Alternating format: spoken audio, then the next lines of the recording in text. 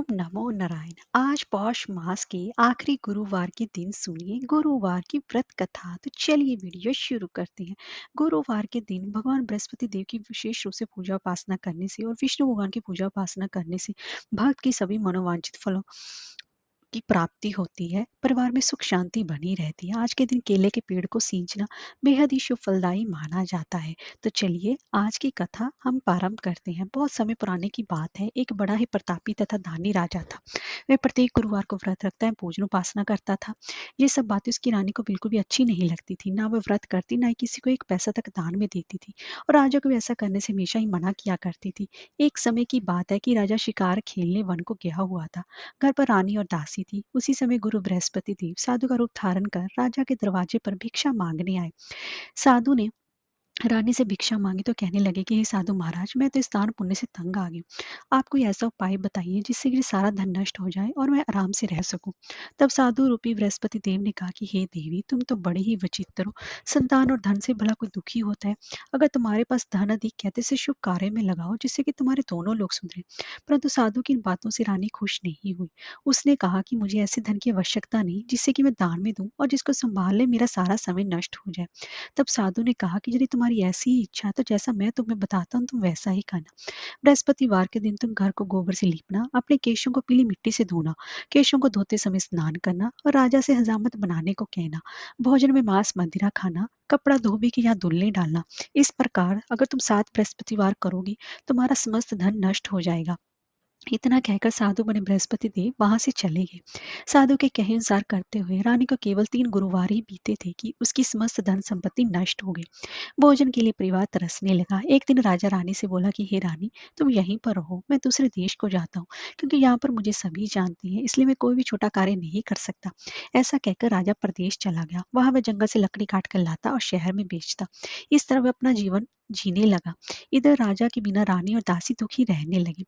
एक समय जब रानी और दासी को 7 दिन बिना भोजन के रहना पड़ा, तो रानी ने अपनी दासी से कहा कि हे दासी, या पास ही के नगर में मेरी बहन रहती है, वह बड़ी ही धनवान है, तो उसके पास जा कुछ लेकर आता कि थोड़ी बहुत गुजर बसर हो जाए।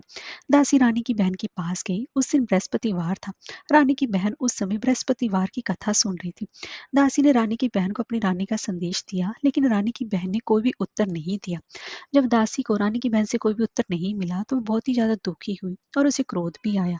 दासी ने वापस आकर रानी को सारी बात बता दी। सुनकर रानी ने अपने भाग्य को कोसा। उधर रानी की बहन ने सोचा कि मेरी बहन की दासी आई थी, परंतु मैं उससे नहीं बोली, इससे वो बहुत ज्यादा दुखी हुई होगी। कथा सुनकर पूजन समाप्त कर वो अपनी बहन के घर गई और कहने लगी कि हे बहन, मैं बृहस्पतिवार का व्रत कर रही थी। तुम्हारी दासी गई थी, परंतु जब तक कथा होती है तब तक ना ही उठते हैं और ना ही बोलते हैं, इसलिए मैं नहीं बोली। कहो दासी क्यों गई थी? रानी बोली कि बहन, हमारे घर अनाज नहीं था। ऐसा कहते कहते रानी की आंखें भर आई। उसने दासी समेत भूखा रहने की बात भी अपनी बहन को बताई। रानी की बहन बोली कि बहन देखो, बृहस्पति देव भगवान सभी की मनोकामनाओं को पूर्ण करते हैं। देखो शायद तुम्हारे घर में अनाज रखा हो। यह सुनकर दासी घर के अंदर गई तो वहां से एक घड़ा अनाज का भरा मिल गया। उसे बड़ी ही हैरानी हुई क्योंकि उसने एक एक बर्तन देख लिया था। उसने बाहर आकर रानी को बताया। दासी रानी से कहने लगी कि हे रानी, जब हमको भोजन नहीं मिलता तो हम व्रत ही तो करते हैं, इसलिए क्यों ना ऐसे व्रत और कथा की विधि पूछ ली जाए। हम भी व्रत किया करेंगे।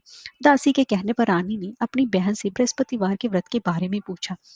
उसकी बहन ने बताया कि बृहस्पतिवार के व्रत में चने की दाल और मुनक्का से विष्णु भगवान का केले की जड़ में पूजन करे तथा दीपक जलाए, पीला भोजन करे तथा कथवा भी सुने। इससे गुरु भगवान प्रसन्न होते हैं, मनोकामना पूर्ण करते हैं। व्रत और पूजन की विधि बताकर रानी की बहन अपने घर लौट आई। रानी और दासी दोनों निश्चय किया कि बृहस्पति देव भगवान का पूजन जरूर करेंगे। 7 रोज बाद जब बृहस्पतिवार आया तो उन्होंने व्रत रखा। गुड़ साल में जाकर चना और गुड़ पीन लाई तथा उसकी दाल से केले की जड़ तथा विष्णु भगवान का पूजन उपासना की। अब पीला भोजन कहाँ से आए? दोनों बड़ी ही दुखी हुई, परंतु उन्होंने व्रत किया था इसलिए बृहस्पति देव भगवान प्रसन्न थे।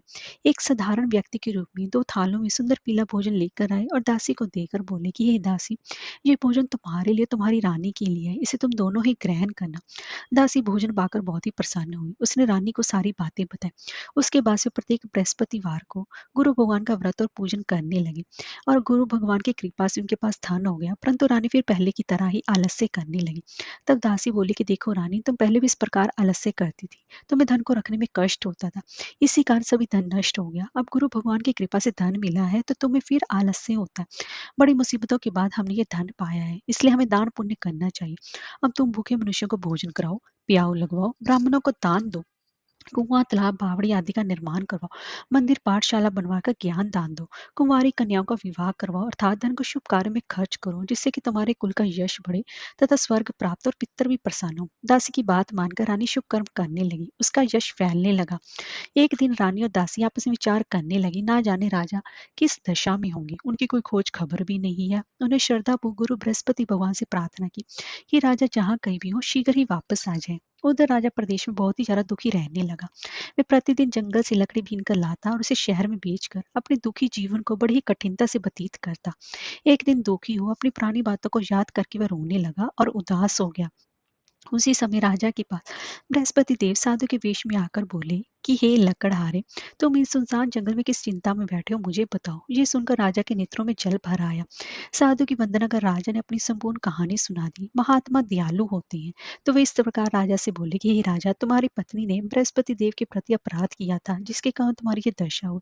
अब तुम चिंता मत करो, भगवान तुम्हें पहले से अधिक धन देंगे। देखो, तुम्हारी पत्नी ने गुरुवार का व्रत प्रारंभ कर दिया है। अब तुम भी बृहस्पतिवार का व्रत करके चने की दाल व गुड़ जल के लोटे में डालकर केले का पूजन करो, फिर कथा कहो या फिर सुनो, भगवान तुम्हारी सभी कामनाओं को पूर्ण करेंगे।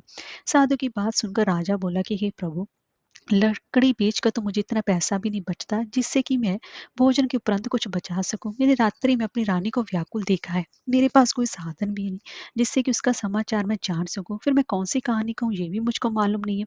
साधु ने कहा कि हे राजा, मन में बृहस्पति भगवान के पूजन व्रत का निश्चय करो, वह स्वयं तुम्हारे लिए कोई ना कोई रास्ता बना देंगे।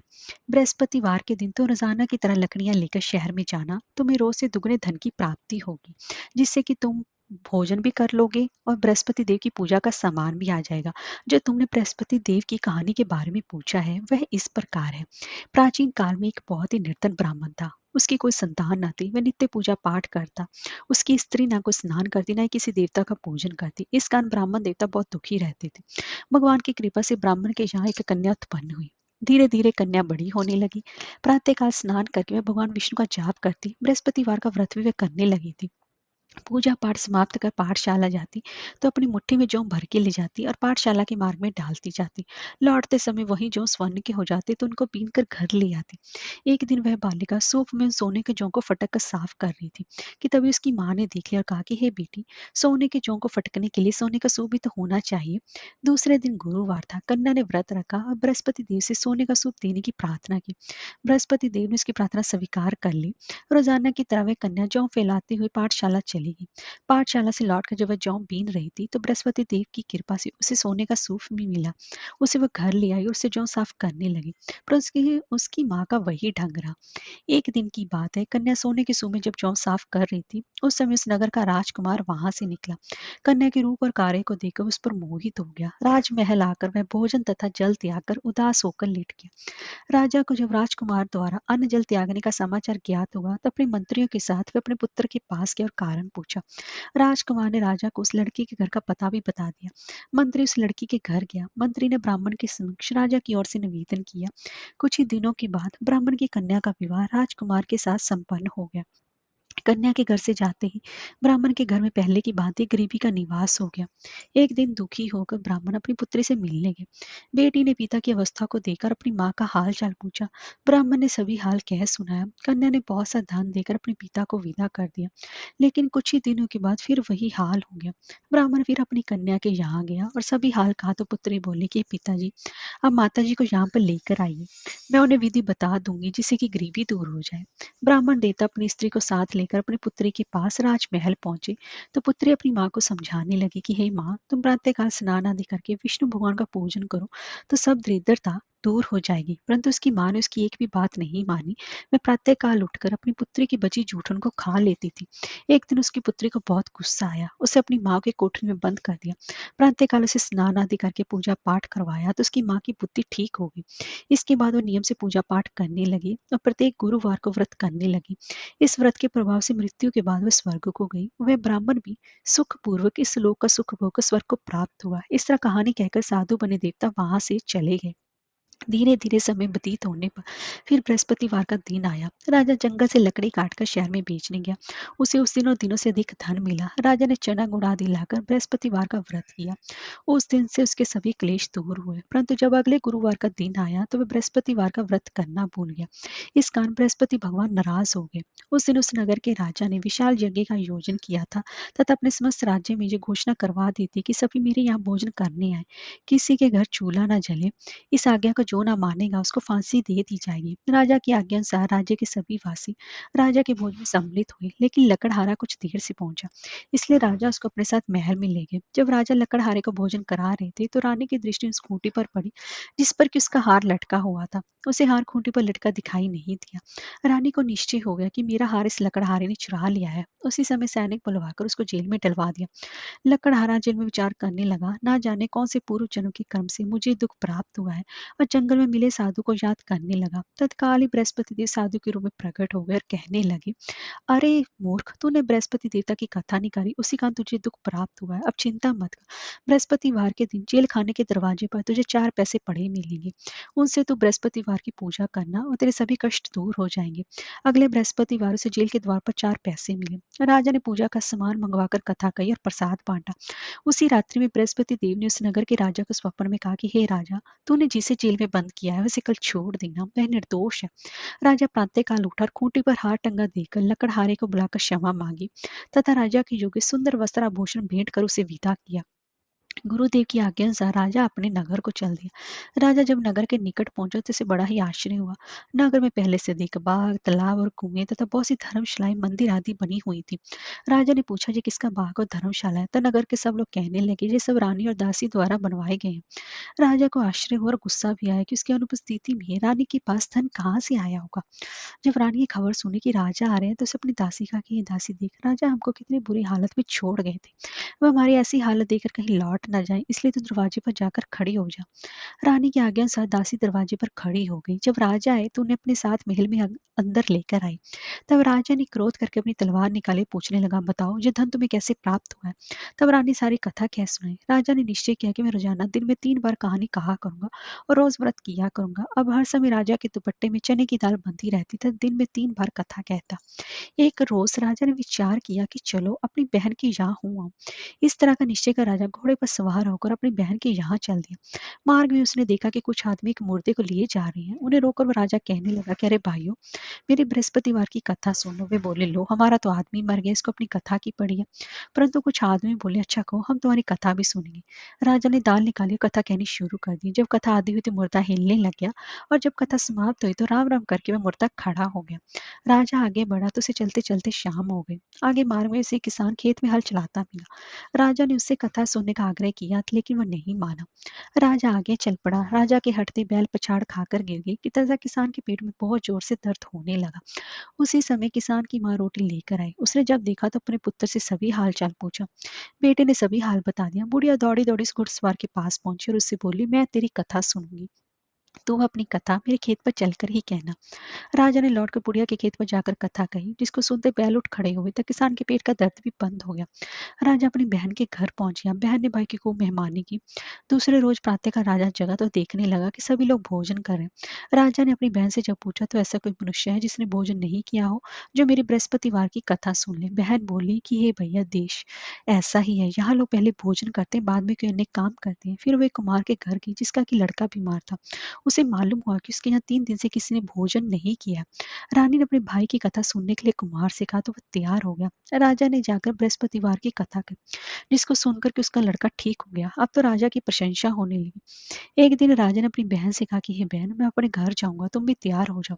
राजा की बहन ने अपनी सास से अपने भाई के साथ जाने की आज्ञा मांगी। सास बोली, हाँ चली जा, मगर अपने लड़कों को मत ले जाना, क्योंकि तेरे भाई की कोई भी संतान नहीं होती है। बहन ने अपनी भाई से कहा कि हे भैया, मैं तो चलूंगी, मगर कोई बालक नहीं जाएगा। अपनी बहन को भी छोड़कर दुखी मन से राजा अपने नगर को लौट आया। राजा ने अपनी रानी से सारी कथा बताई और बिना भोजन किए हुए शैया पर लेट गया। रानी बोली कि हे प्रभु, बृहस्पति देव ने हमें सब कुछ दिया, वे हमें संतान भी अवश्य देंगे। उसी रात बृहस्पति देव ने राजा को स्वप्न किया कि राजा उठ, सभी सोच त्याग दे, तेरी रानी गर्भवती है। राजा को जानकर बड़ी खुशी हुई और 9वें महीने रानी के गर्भ से एक सुंदर पुत्र पैदा हुआ। तब राजा बोला कि हे रानी, स्त्री बिना भोजन के रह सकती है, परंतु बिना कहीं नहीं रह सकती। जब मेरी बहन है तो तुम उसे कुछ मत कहना। रानी ने हाँ कर दी। जब राजा की बहन ने ये शुभ समाचार सुना तब वे बहुत खुश हुई और बधाई लेकर अपने भाई के यहाँ आई। रानी ने तब उसे आने का उलाहना दिया। जब अब भाई अपने साथ ला दे तब तो टाल गई। उनके साथ न आई, आज अपने आप ही भागी भागी बिना बुलाए आ गई।